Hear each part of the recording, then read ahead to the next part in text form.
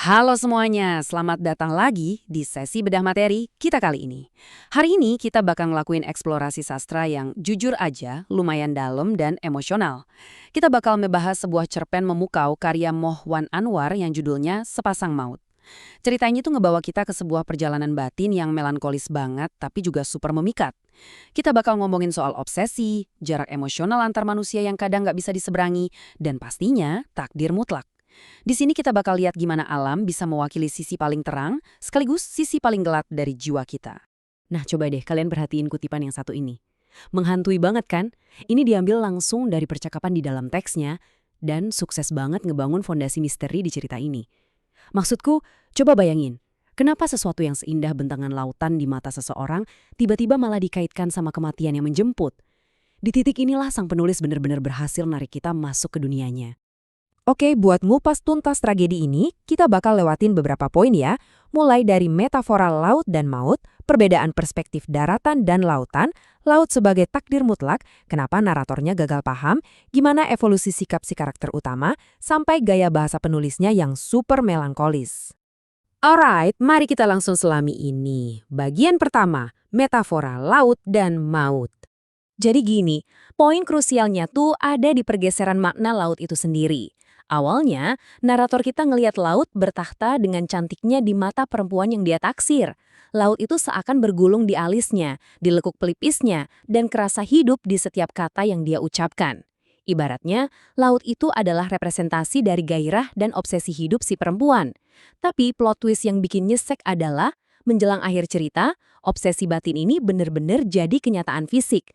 Laut secara harfiah nelan badannya hidup-hidup. Dengerin deh detail gumaman ini. Di hari-hari sebelum ajalnya, si perempuan terus aja mengulang bisikan ngeri ini. Mata laut, mata maut. Penulisnya jenius banget sih di sini. Dia ngejembatanin mata laut yang asalnya puitis banget, jadi mata maut yang mencekam habis. Cuma dengan ganti satu huruf depan, keindahan itu seketika berubah jadi tragedi yang nggak bisa dihindari.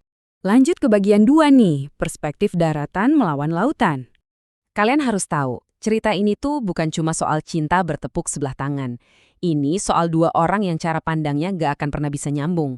Walaupun dua-duanya ini tumbuh di daratan yang jaraknya 100 km dari pantai, si narator nge-labelin dirinya sendiri sebagai orang daratan. Kenapa? Karena ini soal psikologi. Dia sadar kalau pikirannya itu kaku, harfiah, dan dia kayak punya cacat bawaan buat sekedar mahamin kedalaman puitis dari emosi manusia. Kontrasnya tuh berasa bumi sama langit.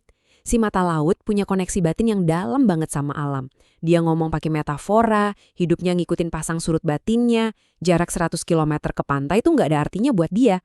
Lah, si narator, dia cowok yang praktis banget, hidupnya cuma muter di rutinitas. Bayangin aja, dikasih puisi soal rahang laut sama ceweknya, dia cuma baca doang kayak baca koran, tanpa bisa ngerasain getaran emosinya sama sekali. Parah kan? Sekarang kita masuk ke bagian 3. Laut sebagai takdir mutlak.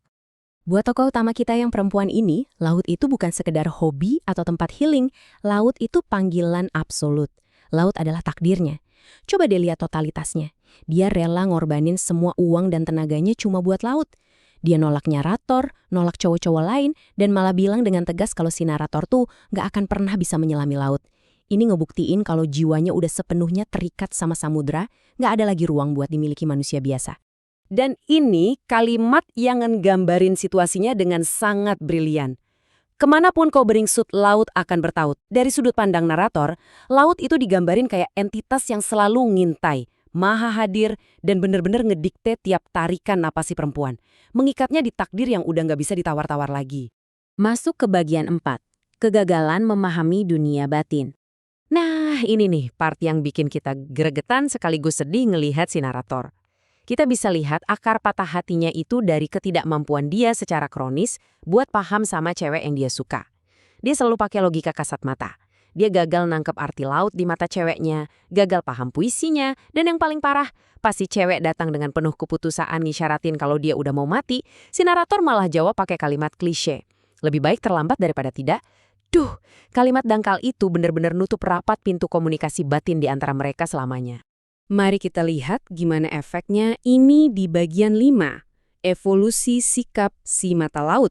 Kalau kita perhatiin timelinenya, evolusi sikap si cewek ini sebenarnya adalah peta menuju ajalnya. Perlahan dia melepas jangkar dari realitas. Dulu pas sekolah dia masih semangat banget ngajak narator ke laut. Terus berubah jadi frustrasi dan mulai nolak narator karena si cowok ini nggak peka-peka. Akhirnya dia mulai ngilang, resign kerja, dan dengar bisikan-bisikan. Sampai puncaknya, di suatu sore yang mencekam, dia datang ke beranda rumah narator dengan wajah pucat pasi.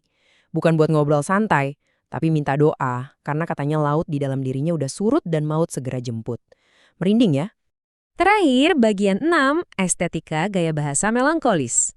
Buat nutup analisis kita, aku mau ngajak kalian ngelihat kepiawaian Mohwan Anwar dalam ngerangkai kata. Coba rasain rima dari frasa-frasa ini deh. Rambut kusut, paras kisut, senyum kecut, mata surut. Gila sih ini. Penulisnya nggak cuma nyampein fakta, tapi dia ngelukis pakai kata-kata indrawi. Semua frasa ini gabung ngasih kita sensasi visual yang visceral banget soal seseorang yang energi hidupnya tuh lagi bener-bener dikuras sampai habis.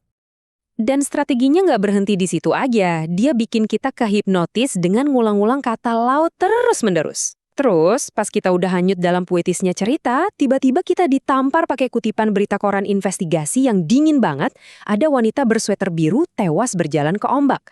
Bayangin, gaya bahasa jurnalistik yang kaku itu ditabrakin sama kepergiannya yang mistis dan suara bisikan gaib pas maghrib. Ini yang bikin nuansa sedih dan kehilangannya terasa berkali-kali lipat lebih kelam buat narator dan juga kita yang baca. Pada akhirnya, kenyataan pahit pun terjadi. Jasad si mata laut beneran ditemuin sama penyelam.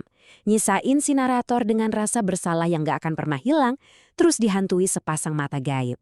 Kisah ini ninggalin satu pertanyaan besar buat kita renungin. Pernah gak sih kamu merasa bener-bener gagal menyelami batin seseorang yang kamu sayang dan baru nyadar pas semuanya udah kelewat batas alias terlambat? Karena kadang cinta tuh gak cuma soal selalu ada di dekatnya fisik, tapi kemauan keras buat berani nyebur ke lautan di dalam jiwa mereka. Oke, makasih banget udah ngikutin sesi bedah materi yang emosional ini sampai akhir. Sampai jumpa di ulasan-ulasan keren berikutnya ya.